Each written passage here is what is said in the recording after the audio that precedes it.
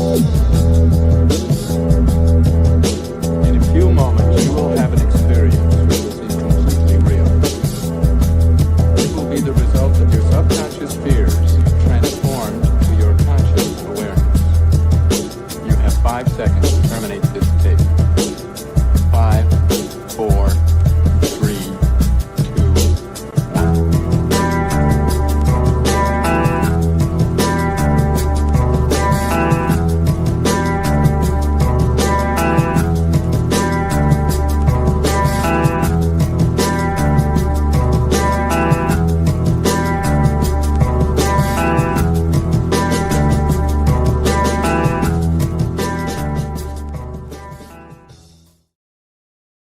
Hey everybody, what's going on? Thanks for coming back to another BG-Cast Wednesday live podcast, another We Are So Back Wednesday. Alrighty guys, I want to thank all of the new subscribers over on YouTube and Rumble. Thanks for coming over here to the BG-Cast family where we learn together. Remember guys, even though I've been on this for 18 years now, I still don't have everything figured out. So welcome aboard to the BG-Cast family. Thanks for being a part of this. All right, guys, I have a very special guest that I actually just came across. I was, messing around on YouTube, searching some different channels for some different things that, I'm interested in that I, have been trying to further my research on. And I came across this channel, Limitless Potential Technologies. And after a couple of videos into this channel, I got to say I was thoroughly impressed by Spencer, who's going to be joining me here in just a second. And he has successfully tapped into the 0-point energy field. He's one of the first people I've seen actually that has come forth and has made himself public that he has achieved this feat. Although based on what I'm seeing, this isn't really too much of a feat. The way that he's implemented it into this pragmatic way that we all can access, that we all can build, and that we all can utilize in our own homes for our own needs and our own resources, I have to say is pretty downright impressive. So nonetheless, let's bring him to the stage. Spencer, what is going on, man? Thank you for joining me. Amazing to be here. Thanks for having me, Steph.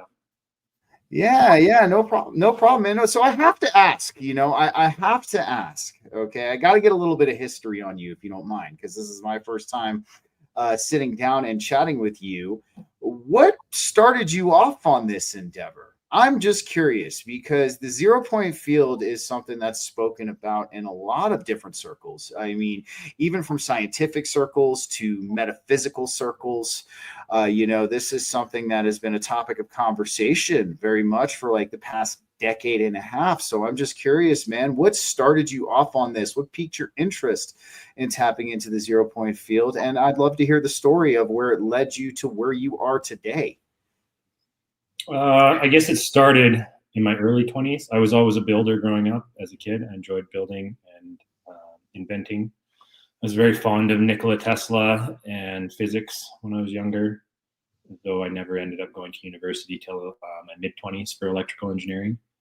I was very curious about, like I say, Nikola Tesla's designs and just alternative science in general. Anything fringe or that we're not told about, I was always very curious about. So I dug into all the alternative patents and the rabbit holes and the wormholes, and not necessarily every one of them I believed, but I keep an open mind and I go down and I take a look at the information. And yeah, there was just, I grew up right when the internet was kind of starting to boom, and then there was all this information coming out and we had access to maybe even more at the time. It wasn't quite so censored. So I made available a lot of that, and that's really where my interest was born from. And just being hands-on like yourself, I had a lot of different trades experience, so I continued to work with tools and figure out how to build stuff. And I really think that's something that is getting rarer nowadays, is the ability to build and work with your hands. So that's where my innovative mindset came from, and my interest in alternative sciences. And again, I didn't just want to take people's words for it. So I would, I guess the very first device that I got into building in my early 20s was Brown's gas. And that was because there was a guy here I'm in Kelowna, British Columbia. There was a guy in Penticton, British Columbia that I found from searching these internet forums. He had a thing called Eagle Research, and his name was George Wiseman. and super smart man, self-taught kind of thing. He was running cars off water and experimenting with this Brown's gas, which is produced from pulsed DC electricity into a series cell electrolyzer, for anybody who doesn't know. And again, this theme of high voltage impulse functions in different types of alternative energy, you start to notice once you dig into them all. And that was one of my first experiences with high voltage impulse functions being utilized to produce some kind of phenomenon. And anybody who doesn't know about Brown's gas, it's electrolyzer. It's an electrolyzer that produces hydrogen and oxygen, but it's done with pulse DC electricity, and the gas that comes off of it has different properties than would otherwise be produced with just, say, a series cell electrolyzer with a constant DC voltage across it. And anyway, I built that machine, and he told me to, he said to try and burn different types of powders like corundum powder and precursors, minerals that had precursors in them to gemstones. And he said it would come out as gemstones. I did that, and he was correct. It would come out as sapphires, sapphire glass, different types of stones, which I thought was pretty incredible. I experimented with that and organic gardening, put it into the root systems of plants and hydroponic gardens, soil gardens, amazing results there. Breathing the gas, just the fact that you can burn the gas and it, burns to water was pretty incredible. So that was my very first kind of alternative science that I built and demonstrated, just to make sure this guy wasn't making stuff up. And there's a lot of alternative inventors in British Columbia when you dig into it. There was a guy in Penticton called Bill Mueller. I don't know. I'm sure some of the people are aware of it, but he had a free energy device with magnets, a big wheel, a rotor that collected more energy than it took in. And that was in Penticton. And I saw one of those machines after he died. His daughter showed it to me.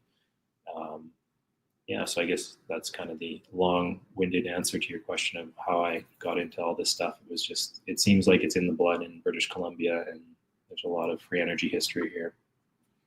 Well, actually, no. So, because I remember, what was it, Jordan Wise, when you were talking about, he was making the hydrogen conversion kits for vehicles back in the. Yeah, I bought one of those. Yeah. And he gives you the sensor to override the O2 sensor, and you can supplement your fuel with those systems, and it burns cleaner. Basically, if we injected electrolytic gas into our fossil fuel burns, it makes more oxygen come out than goes in. Everything burns clean. There's no NOx, no SOx. It's basically clean energy at that point. It's not infinite. Amazing.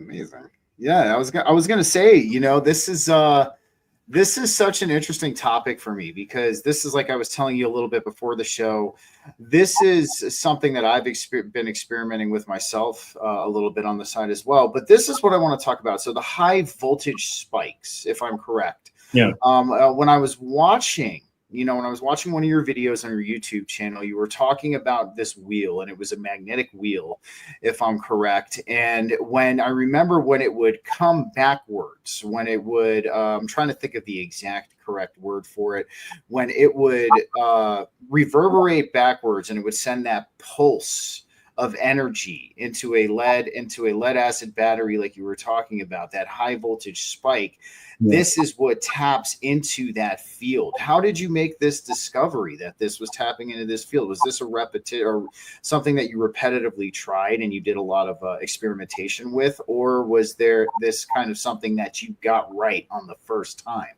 No, this has all been done long before me. Like, that particular motor is a Bedini motor. So John Bedini built those motors.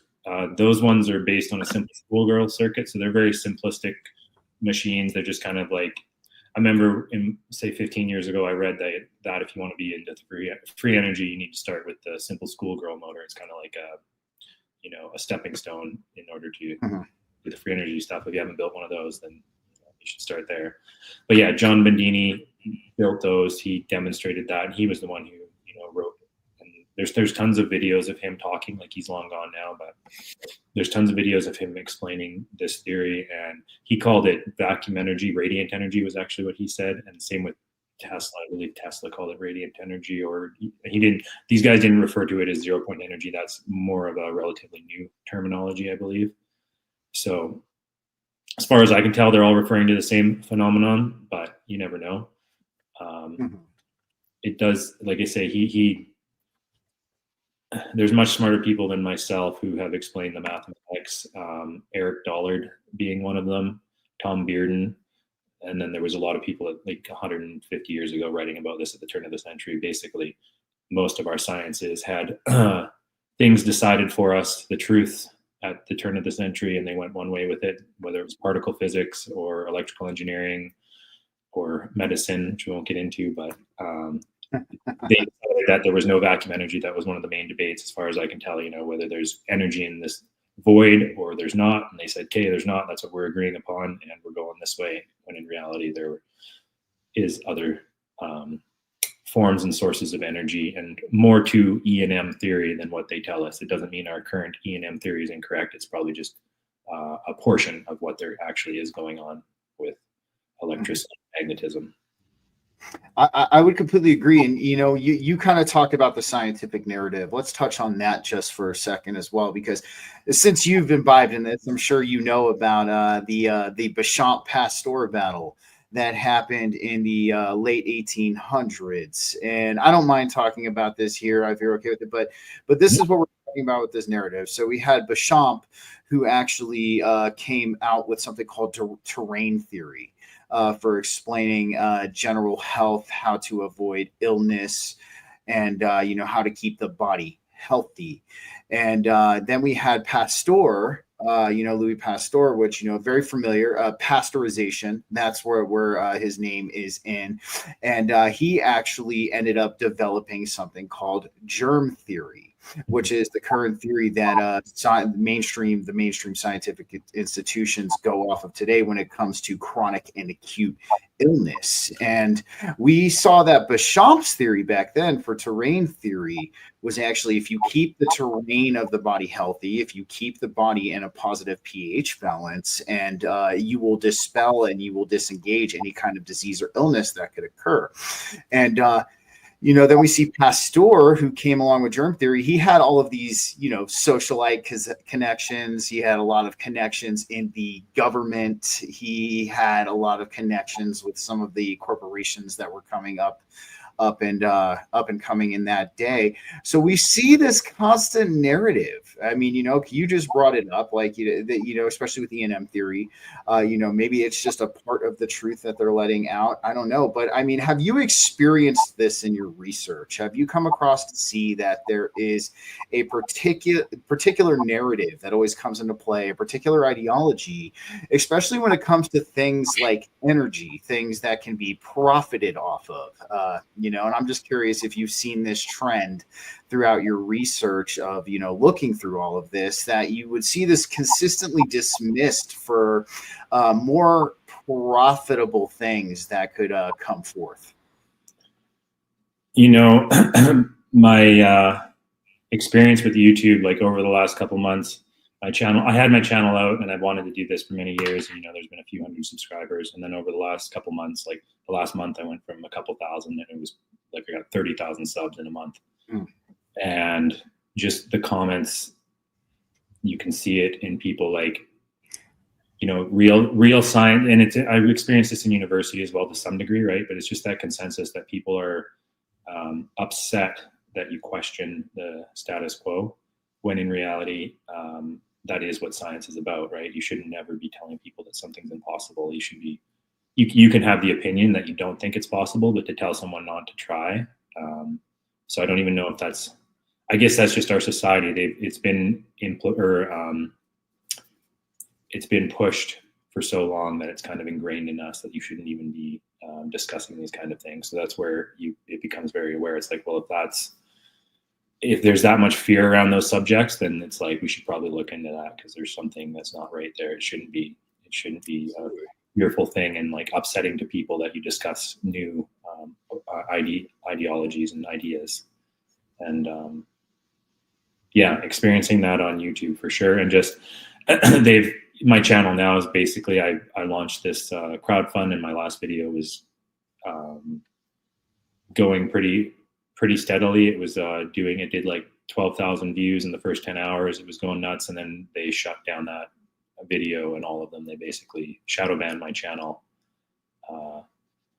So I guess that's my experience with it, at least recently, is just YouTube and the consensus of people and how they react to true science, and trying to bring up a discussion around something. And yeah, it shouldn't be like that, right? You should be able to discuss things and have a positive outlook on it. And if it doesn't work out, that's fine. But trying that is science, and it's the same in any aspect of science, whether it's medicine or health or gardening, or if you bring up alternatives to the status quo, for example, like injecting ammonia nitrate into the soils, and the mainstream farmers will tell you that, well, that's how it has to be done, and it's that's basically the equivalent to pasteurization, and that's what we practice now, when in reality there are alternatives. And Absolutely. yeah, no, definitely, man, especially with electroculture. That's started to get a resurgence in the gardening community as well. And it works. It absolutely works. But back what you were talking about, I understand, trust me, I understand the shadow ban. We talk about some very fringe stuff here. And, we dive into the deepest, darkest depths of the fringe consciousness, all of that as well here. So no, I totally understand the shadow ban, man. But lending credence to your point, it's almost, I joke that science, the scientific institution at this point in time, has become the very thing it hates, and it's religion. It's almost become like a non-theistic religion, and those do exist. There's non-theistic religions out there, but I mean, you look at the definition of the scientific method, and this is even according to Webster's. It's a sophisticated method of learning about our world through observation, measurements, experimentation, and collecting data. And that's the definition of the scientific method. And it's meant to be questioned. It's meant to be expanded upon. It's meant to be, look down other avenues, look down other roads. But it seems like, that's why I joke we have two forms of science at this point in time.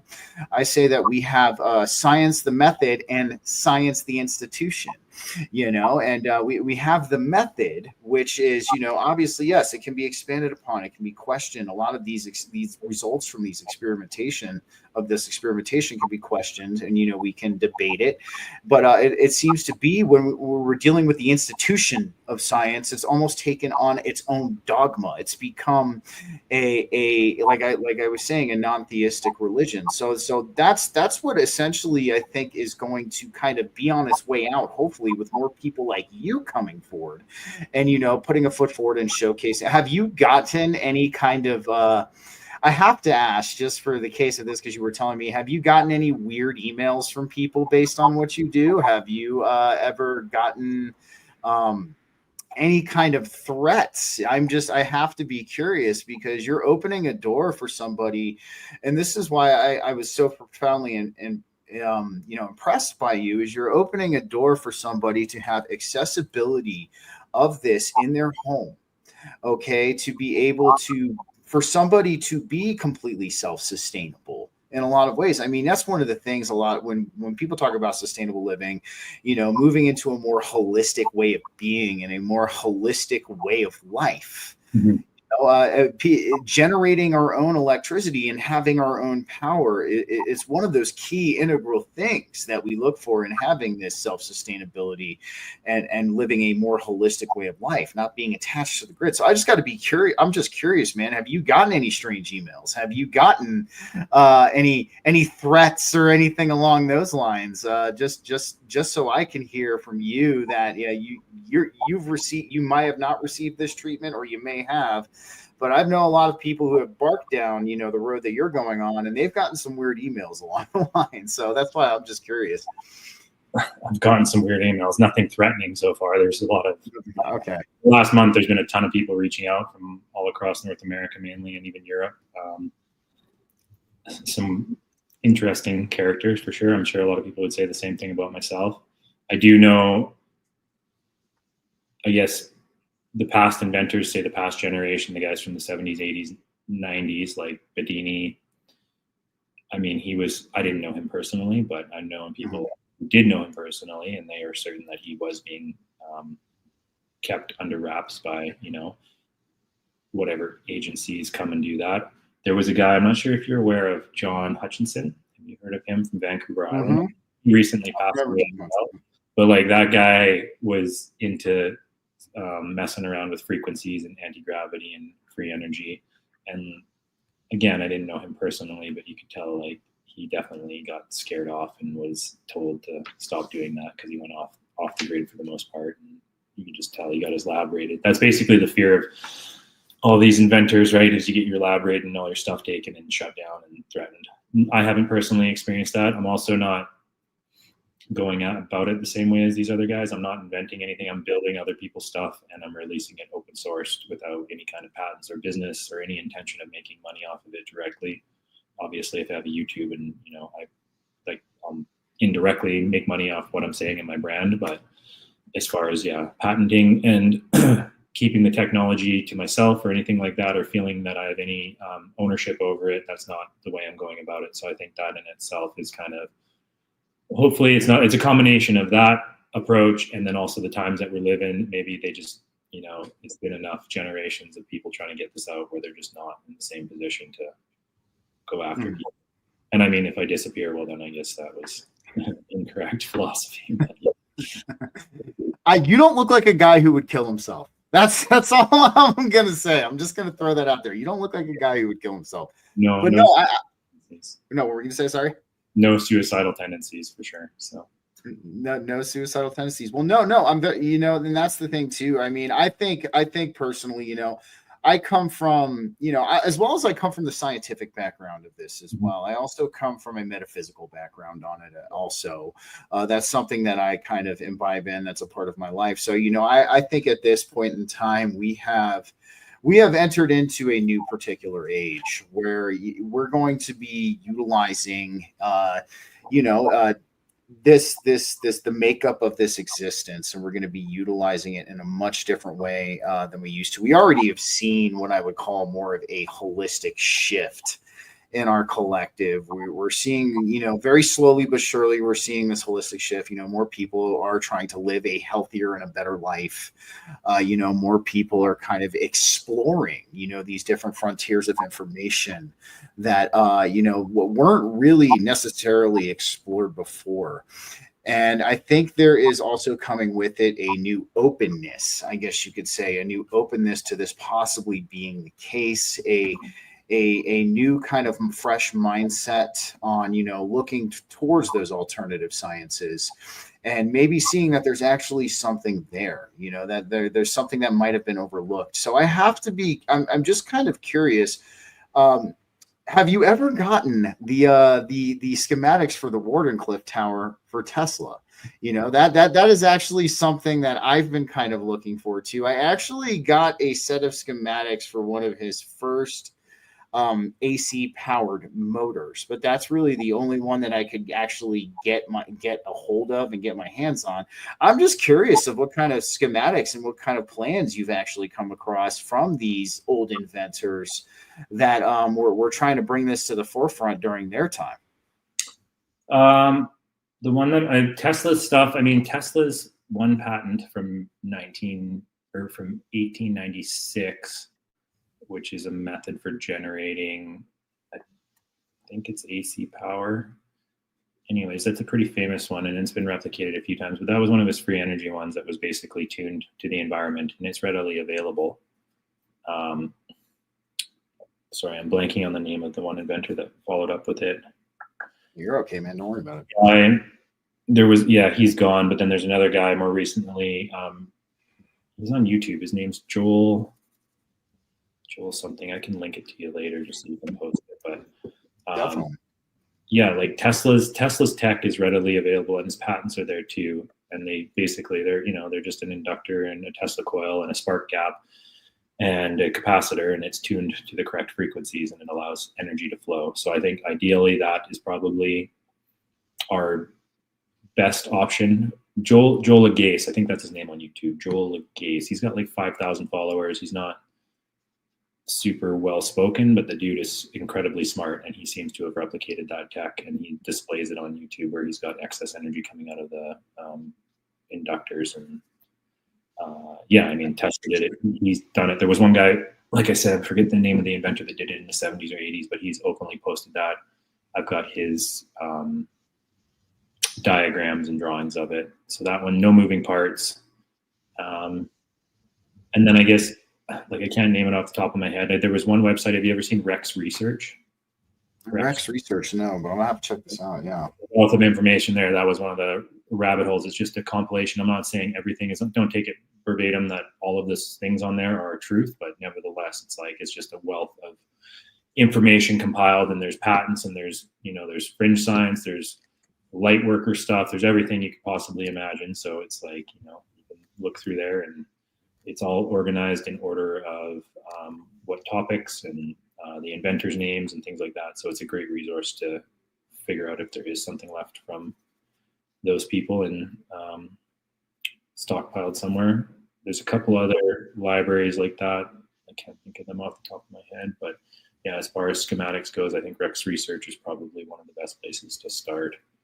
Awesome, dude. Actually has a disc. I remember I bought it a few years ago. I've lost it, but you can buy a disc where he gives you a CD that's got all of that information on it. So just in case, his site ever got shut down or the internet went down, you could technically buy that disc for $15 and you've got all of that data. So it's a lifetime just to dig through all of the stuff that he has on there. So very cool research.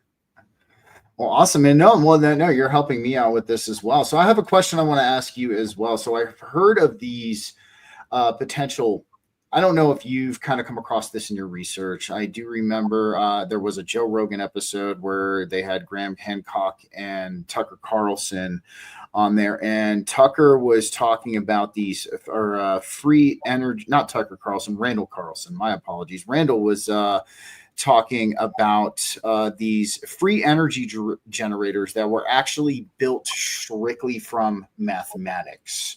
And now what I'm talking about out of mathematics, they were using these, if I remember correctly, it was the golden ratio and another natural ratio that exists throughout all of existence. It was either the Fibonacci or another one. I know there's a couple of different ones.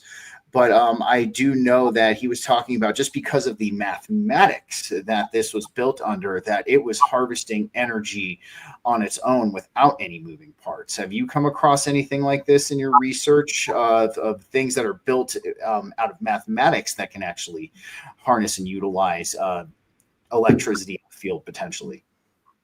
Well, I mean, I guess technically Tesla's tech is based on mathematics. It's resonance, using capacitors and inductors and things like that. So that for sure would fit that description.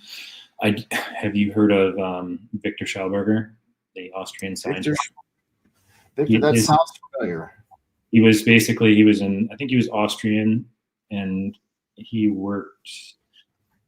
He deforested Austria, basically. He figured out how to float large old growth timbers, built a bunch of channels. He did that with working with different temperatures and densities of water. So he'd inject different temperature waters into the channels to create vortices and keep these logs afloat and put them down the channels. So that's kind of where he became known for his knowledge in vortexes and fluid dynamics. And then Hitler stole him, and I think he threatened his family's life, and he went to work for Hitler because of his knowledge with this, and he invented some stuff. I think it was called a repulsine turbine. Basically, everything he did was around vortexing and making stuff move without resistance, fluids, whether it's air or water. He had a turbine that apparently produced thrust, and it was just through giving it the correct vortexing, aerodynamics. All of his stuff looked very organic. Like it had strange bends, Fibonacci kind of shapes into it. Like, and this is in the fourth. Yeah, he's very cool. And there was other stuff, like he had pipes. He would bend copper pipes with a sort of a spiral to them, and apparently he could make water, go from one height and it would come out the other end of the pipe higher than where it was put in, because of the way the vortexing worked. It would negate frictions within the tubes and kind of add to itself. He's about the only one I can think of where it's like, physical geometric shapes and things influencing fluids to produce excess energy. But very, very cool inventor, very smart guy. And I mean, Hitler took him for a reason. So he was not. Yeah, he had the potential. We look at the Nazis and Hitler, and how into this alternative technology and into the occult that they were were super huge into. And I mean, it doesn't surprise me that Hitler snatched him up to have him work for him, especially back then when, there's a lot of people. I mean, you've kind of laid it out for me, and then there's a lot of people all over who think that we've potentially have had this technology even earlier on back into human antiquity. Potentially, we don't know yet. One of the other things I want to ask you is if you've ever come across this. So I remember a long time ago, I was in trade school when this happened, and this guy, and now I've seen this experiment replicated on different videos and in different documentaries, but he took a superconductor, right? And he ended up putting it in liquid nitrogen. And he let this superconductor get to that. I think it was either I don't know if it was absolute zero or somewhere close to absolute zero. And he ended up taking this superconductor and putting it along this magnetic track. And he stated that if you can manage to keep this superconductor at this temperature and keep it on this track, you could generate unlimited voltage, unlimited electromagnetic force. So have you ever come across anything like that in your research? Have you seen anything that utilizes superconductors in these very cold conditions to tap into an unlimited energy? I can't say that I have. That's not something that I'm familiar with. A lot of people I do notice talk about that for sure. Most of the energy devices that utilize these high voltage spikes, they seem to operate at a cold temperature. So that would be the only thing that I could compare to that. I do agree. Like, there may be the possibility of getting, seems like cold temperatures definitely play a role. So there could be something there. Like the batteries that you inject these high voltage impulse functions into, whether it's the Bandini motor or a Cromray converter, they seem to run cold, and there's a lot of reports of cold. Some people call it cold energy, so I'm interested to experiment further with it. And kind of on this particular build that we are doing, we're going to monitor the temperature of the batteries as well, because again, conventional mindset is that if you're hitting a battery and charging it with high voltage spikes, it should be getting warmer. So if it did cool down, that would be an interesting observation. And absolutely. That would be very interesting, because when you think of electric current, you always think of heat. That's something that they teach us in the electrical field. I mean, especially when you have something like a range, a stove, or a MAU or something along those lines. That you have these 50, 60, 70, 80, 100 amp, 120 amp circuits that are running to these pieces of equipment because of the heat that's generated there. But the very, very interesting that we're looking at cold energy at this point in time, and how cold could potentially have a almost what I would say more efficient effect.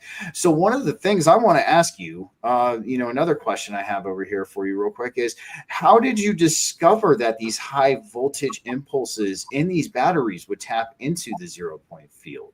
I mean, was this through the research and the work that you looked at before, or did you end up experiencing this yourself to some degree? And if so, what was that experiment that showed you that you were truly tapping into this field? No, again, this is all laid out before me from others. So This is just coming from, most of it was Bandini, I guess.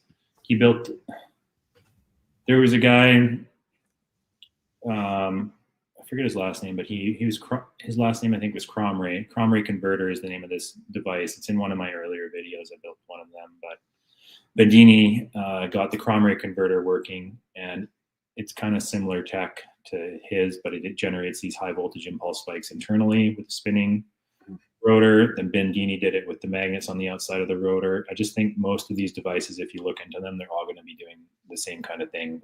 There's a high voltage spike somewhere in those coils that's going to be tapping into radiant energy. And again, it's the same thing like Tesla.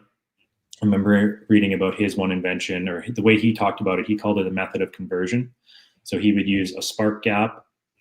And from my understanding, the way he found out about this energy is he had a spark gap some kind of an experiment set up, and he was watching it, and he was feeling these pricks of energy on his skin, and he was unsure where this was coming from. So he set up like a glass shield between the experiment and himself to protect himself from these, whatever was hitting him. And I guess it kept hitting him even with the glass shield in place. So then he ended up putting a mesh, like copper wrap around the spark gap to collect this energy. And that's how he kind of became aware of the method of conversion. That's what I've read.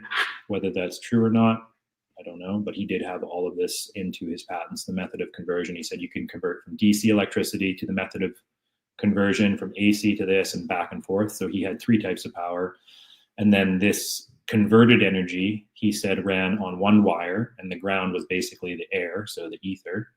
And he also spoke about healing energy and not electrocuting you in the same way that conventional electron flow did. So I guess that was the precursor to all these machines, and then these machines maybe are tapping into that same kind of thing internally. So that's it. That's interesting, man. So let's talk about the ether, since you brought it up. I mean, this used to be this used to be on the periodic table. It used to be an element that the early alchemists and the early chemists used to look to as a explanation for a lot of the things in this world that have yet to be explained.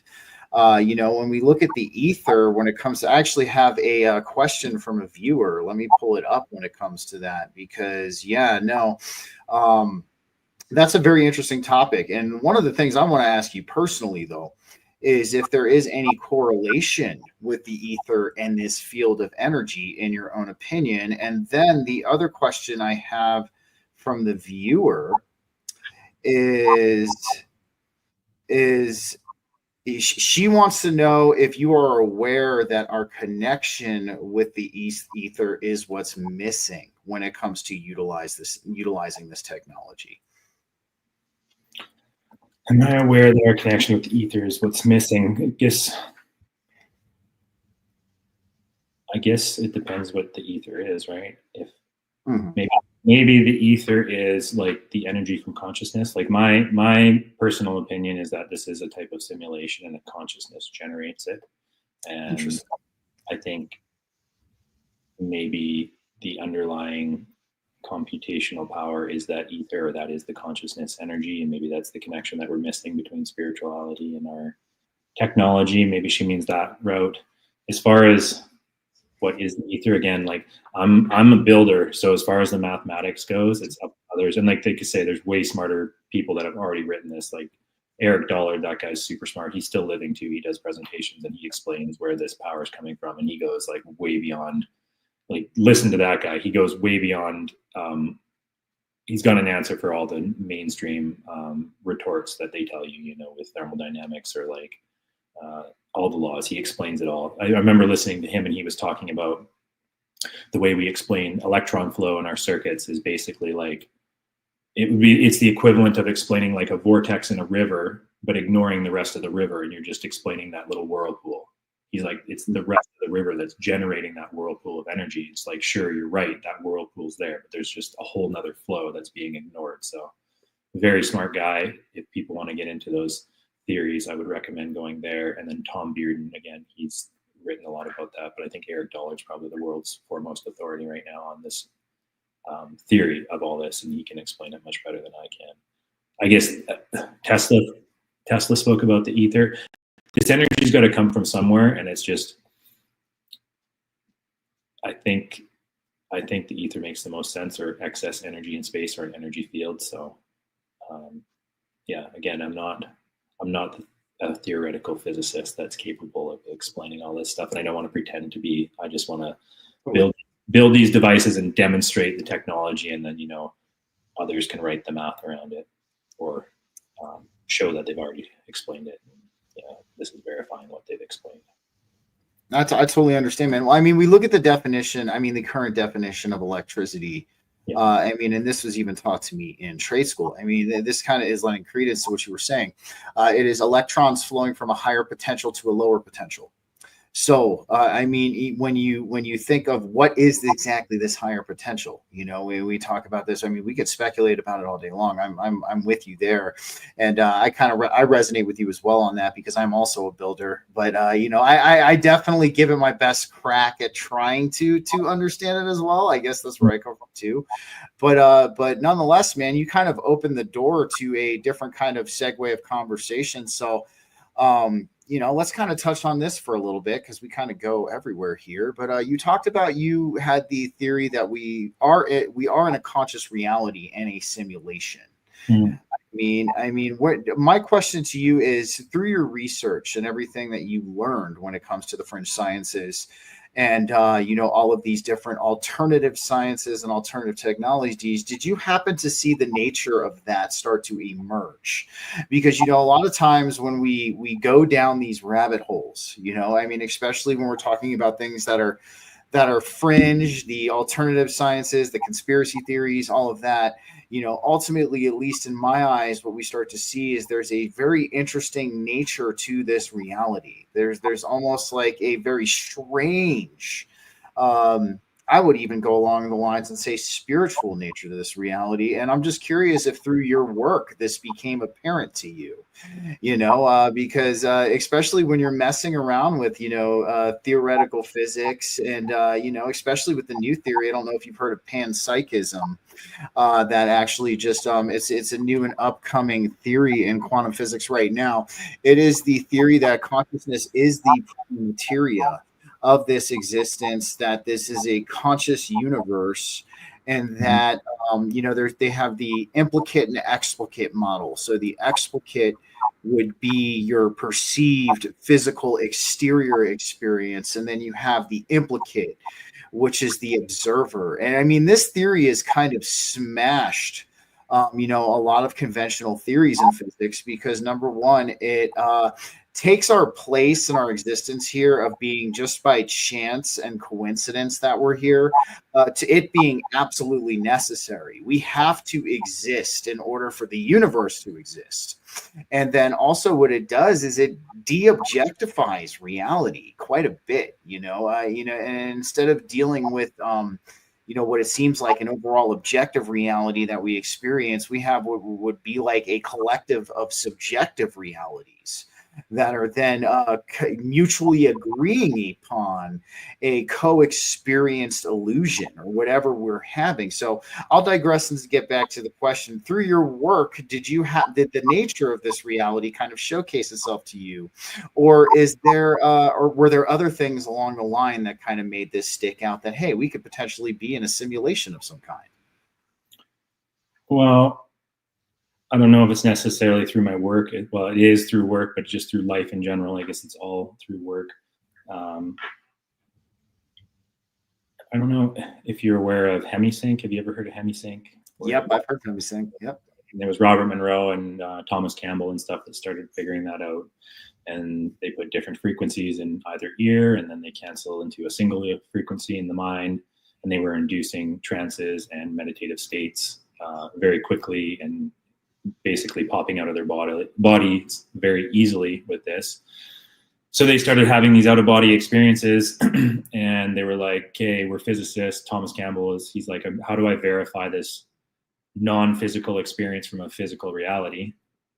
And they started designing experiments. Like they would leave, one friend would leave, say, a deck of cards scattered on top of his refrigerator. Thomas Campbell would go and have this out-of-body experience like 5 kilometers away, float over to his friend's house, read those cards, pop back in his body, and then call the other guy and be like, these were the cards I saw. Is that what you left up? And like, that was how they were verifying these non-physical experiences. Mm-hmm. So like reading about that, definitely I'm a fond follower of Thomas Campbell. I think he wrote the grand unified theory of everything and does explain consciousness. It's like kind of what you were saying there with, what was that other theory? Panpsychism. I'll shoot you a link for it after the show. Yeah, no, it's very interesting. Yeah, it sounds very similar. Like he says basically the purpose of life through his explanation is that lowering entropy, and that we're all spot consciousnesses trying to lower entropy, and that's the whole purpose. And we do play a role, and like you are necessary. And that's I guess my exposure to it was through him. I've had some experiences myself. I've gone through some things. I've asked for some stuff, and it seems to have manifested, if you will. I've gone through chronic pain. I've fixed myself with like meditating, and I'm a fond follower of Joe Dispenza and people like that as well. And so I guess that's my experience in it in life and work, as I've seen subjective things that have just proven themselves and resulted, and you seem to get what you want. And that's kind of the path I'm on right now, is I believe I'm going to be the one to release this technology for the people. And it's an ongoing experiment. It's a hypothesis, and we'll see if it plays out. But yeah, I guess it's all definitely a subjective experience. It's hard to verify subjective things, right? When it's just, and whether you need to or not is a whole nother thing. But yeah, I would say it's for each individual themselves to just verify to themselves whether they can impact this reality with their thoughts and their intentions. I dig it, man. I dig it. Thanks for diving into that a little bit. You know, that's something we're big on here at BG-Cast. You know, we like to hang out, you know, talk about the sciences for sure, but when it comes to the metaphysics and consciousness, you know, we understand that this has a profound shift in our reality, and this could be a thing that definitely turns a lot of what we're experiencing in this existence around today. Now, the other thing I kind of want to pick your brain on a little bit, since you've kind of dug into this. So what are your thoughts about a lot of the megaliths that are around as well? I mean, you know, one of the biggest things I think that really kind of turned my eyes to the megaliths potentially being some kind of energy generator of you know, maybe an ancient kind that we maybe haven't quite figured out just yet, but it was the discovery of the liquid mercury. You know, actually one of the biggest, they found a gigantic pool of liquid mercury, you know, under the Great Sun Pyramid in Teotihuacan in the Yucatan Peninsula. And, you know, one begs the question, you know, they must have known how to handle this stuff. They must have known how to use this stuff, because if they didn't, we'd see a whole bunch of skeletons, you know, surrounding this giant liquid pool of mercury. And one of my theories, I'm just curious if you maybe have one as well. You know, I do think that they were tapping into the global electric circuit, potentially something in the ionosphere, or, you know, the ground electricity that exists here on the planet Earth too. I mean, maybe they were harnessing this and they were utilizing this in some way that we don't exactly understand just yet. I mean, do you have any thoughts or opinions on this? I have to ask. I don't know if you've gone down this road, you know, especially with your research. I mean, it's something that's spoken about a lot nowadays, but I'm just curious on your thoughts. Well, again, yeah, I do have opinions, but that's what they are. They're just opinions. I don't think anybody can say for sure. I guess my overall thoughts on the megaliths is that they were definitely way beyond technology than what they're given credit for sure. Who knows? Maybe they were like, it seems like a lot of them had something to do with energy, whether that was a spiritual energy, an actual electricity. I have no idea. It could have been both, one or the other. It seems like they were built by very advanced civilizations for sure.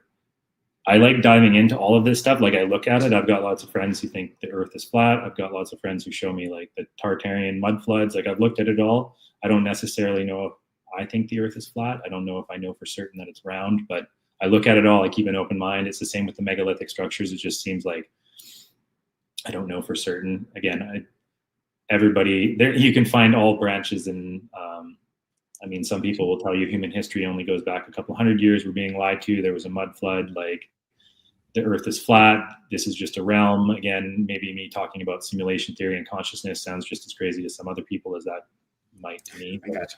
I get, it's just all about keeping an open mind. And yeah, I think the megalithic structures, there's more to it than what obviously we understand. And that's, it's cool to think about and theorize. I mean, I like the idea of sending out spiritual energy and everybody being on a positive wavelength, or maybe it was telepathic or something to do with that. Like, it's all very cool to think about, or just wireless energy in general. I don't know. I know I had to ask, man, and of course, no, totally. I understand it's opinions, I mean, and we dive into this a lot, the speculation and stuff, but at least this, at least in my eyes, draws us just a little bit closer to the truth, I mean, who knows? I mean, I definitely don't think the earth is flat. That's one thing. I think there's something more going on though, than we realize. And but no, there's a lot of these different theories and different ways you can look at it. I was just curious, just because it's the first time you've been on here. I'm trying to get to know you just a little bit, but also too, Spencer. I want to ask you this: so you talked about releasing this to the public. You're not patenting any of these rebuilds of these this technology, and you're doing it under nonprofit. So what is the overall great plan? Are you going to continue to do this and deliver this to the public?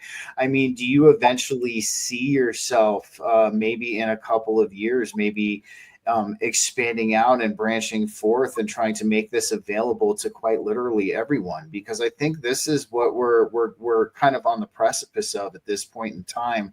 I think humanity has had enough of the old paradigm, a lot of the old things that we've been subjected to. I mean, you even look at power bills nowadays, man. They're charging us for peak hours, and it seems like we can't catch a break. So what is the ultimate plan for Limitless Potential Technologies? I mean, do you see this going further than just potentially releasing this to the public? I mean, what are your thoughts on this? Yeah, the sky's the limit. I guess the end goal right now is to replicate this tech that I've seen produced before. We're stepping up. It's the motor that we're building right now. The generator is a scaled up version of Bedini technology. Mm-hmm. Bedini technology. I have a hard time saying some things sometimes. I can understand that. Nah, no worries. Just to be clear for people who look this up, this is John Bedini's tech, and we're scaling it up. We're increasing the voltages. We've got entirely new switching circuits. We're using silicon carbide components, N-channel MOSFETs versus BJT transistors, which are much faster. The tech we have available right now in the last 10, 20 years, the economic viability of these components are just insane. Like inventors back in the 50s didn't have access to this, and they were building this tech. Like Bill Mueller, he didn't have access to this, and he still built it. So anyways, we're scaling this all up. We're going to have it all data logged and open to people so that I can basically live stream this machine running nonstop.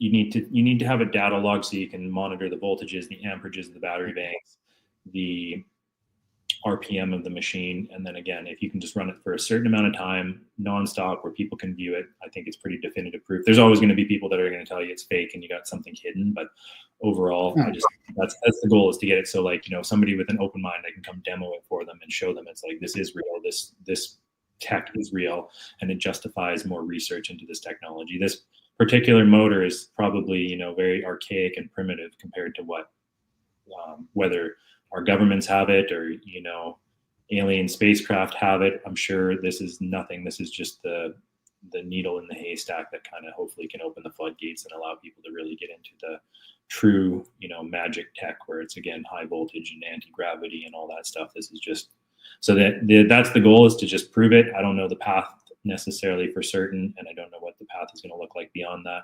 singularity or that point of proof, but it's going to be a fun journey. And I'm open to everything, and I think good things will come when you have faith and you just start the journey without knowing the path, like I say, and just go for it. Absolutely, man. No, I completely agree. And honestly, this is what I'm going to tell you. If you ever think about traveling to demonstrations of this, I have a place here in Denver, Colorado, that would most certainly want to see what you're doing. I've actually gone there and spoken myself. It is called Liberty on the Rocks. Mm-hmm. And they have different branches and chapters all over the states. I don't know about in British Columbia. I mean, they might have something like that similar up there, but no, if you ever decide that you want to, start traveling, and demonstrating this stuff, please let me know. I will set you up here for a chat at Liberty on the Rocks here in Denver. And I know people are going to want to see this. I know people, because like I was telling you in the beginning of the show, one of the biggest things, we can see from our collective as of late is we're getting tired of the old paradigm.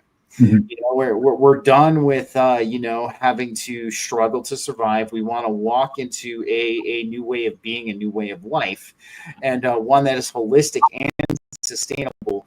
And generating and utilizing your own electricity is going to be a key integral component to that. And that's what Liberty on the Rocks works off of, man. So yeah, if you decide that you ever want to travel and you want to start demoing this stuff, let me know, man. I will set you up with a place here in Denver, Colorado that you're probably going to have a huge turnout too, of a lot of people who are interested in getting into this, because that's something we've seen this shift lately. We see more people getting into building their own homes, growing their own food, whether it be having their own livestock, and generating their own power. They're trying to move away from the corporate control. They're trying to move away from all of these government rules and regulations when it comes to how they live their lives.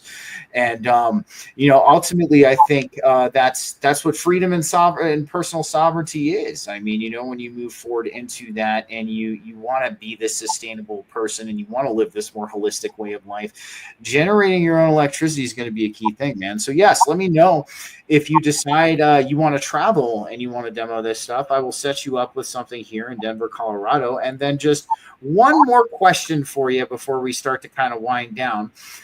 So I didn't get to ask you about this. So I don't know if in your research and the things that you've built, if you've ever came across anything with red mercury in it. And the reason why I ask that is because it's theorized that red mercury could potentially offer some kind of anti-gravity potential too. I know you don't know the physics, but I'm just curious if in your research you've come across anything when it comes to red mercury and it potentially working towards any kind of free energy. Just the standard stuff that you just touched on it there. If you spin it, if you spin mercury at high rates of rotation, then it produces an anti-gravity effect.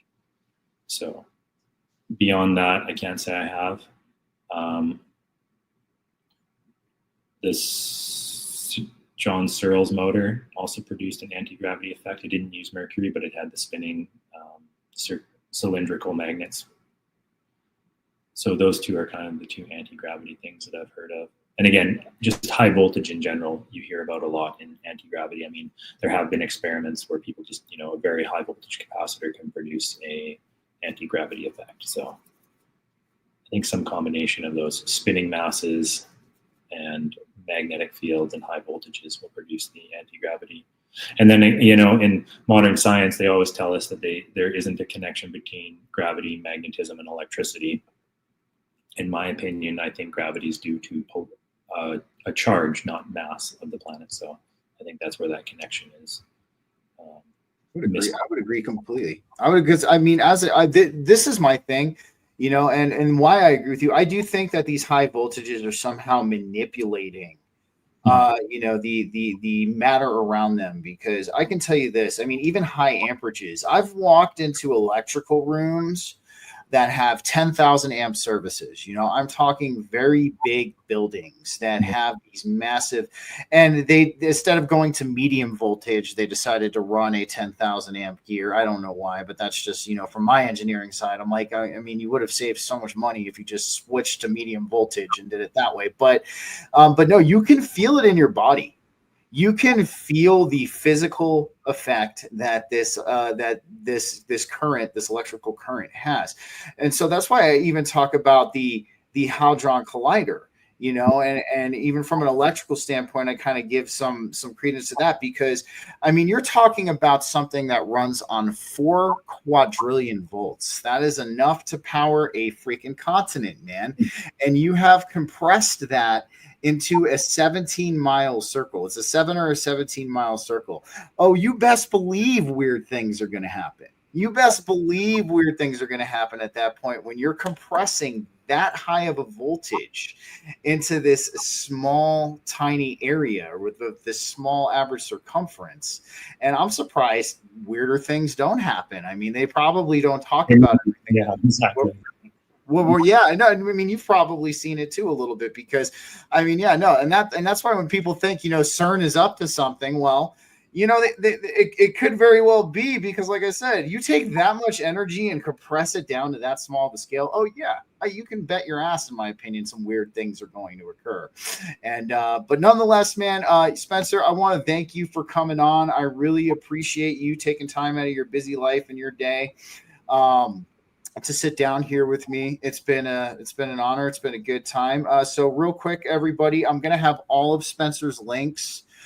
He has a LinkedIn profile. He has a Facebook. He has an IG. He has a YouTube and a Rumble, and they will all be accessible to you guys in the bottom of the Rumble and the YouTube description. I highly recommend you go check out his work.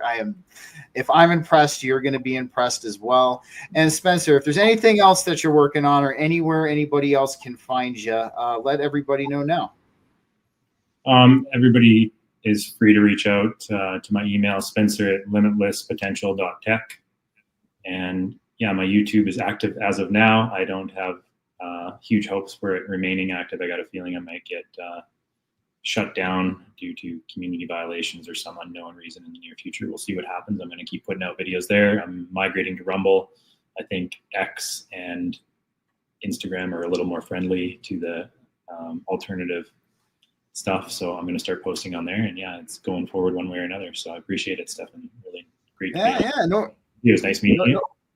Yeah, no problem, man. No problem. I was going to say X is a great place. Like, I'm on X, and as far as relaying this kind of information as well, that's going to be the place for you to receive the least amount of flack. So, yeah. I mean, especially with what you've dealt with on YouTube. Rumble's good as well. I'm on Rumble also. Rumble's a little bit more cater to the Trump crowd and things like that. But no, dude, I wish you all the world of success, man. And I look forward to seeing where Limitless Potential Technologies is in the future. And I'm going to you gave me a lot of reading to do. Let's put it that way. And I'm grateful for that, man. I always love it when I walk out of these conversations with some new research to kind of dive myself into. And other than that, Spencer, if you could hang out for just a couple minutes, I wanted to chat with you about something after the show. Other than that, guys, thank you for joining me for another BG-Cast Wednesday live podcast. We will be back next Wednesday with a guest or a solo show. We don't know just yet. I'm still waiting to hear back from somebody. But other than that, guys, you know what we say here. Stay safe, stay free, have that personal sovereignty, and stay away from the Japanese sex robots. They're bad news. Other than that, guys, have a good one. Take care. Collectively together, you were born to rotate with the crowd. You were born to sync with the sacred spiral. The Hercules stream is proof. The cosmos hammers the divergent.